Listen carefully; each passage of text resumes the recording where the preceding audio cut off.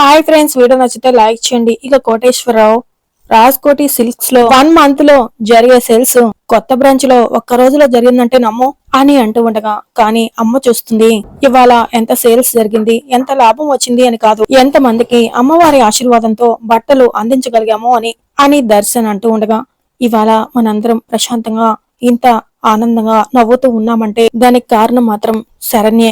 వీలైనంత తొందరగా నా ఇంటి కోడల్ని చేసుకుందామని అనుకుంటున్నాను బావగారు. పంతులు గారిని రేపు రమ్మని చెప్పాను. రేపు వీళ్ళ పెళ్లి ముహూర్తాలు పెట్టించేద్దామక్క అని ఆనంద చెప్తూ ఉండగా, ఇక ఆ మాట విన్న దర్శన్ షాక్ అవుతూ ఉంటాడు. ఇక తర్వాత లీలా విశ్వనాథన్ కి ఫోన్ చేసి, మా ఇంటికి కాబోయే కోడల్ని తీసుకొని మీరంతా మా ఇంటికి రావాలి, రేపు పెళ్లి ముహూర్తాలు పెట్టిద్దామని మా ఆనంద చెప్పింది అని చెప్తూ ఉండగా, ఇక గీత సరే వదిన గారు అని అంటూ చాలా సంతోషపడుతూ ఉంటుంది. అంతలో అక్కడే ఉండి ఆ మాట విన్న కాంచన షాక్ అయిపోతూ, నేను చూస్తూ ఊరుకోవాలా ఏంది అని అనుకుంటూ ఉంటుంది.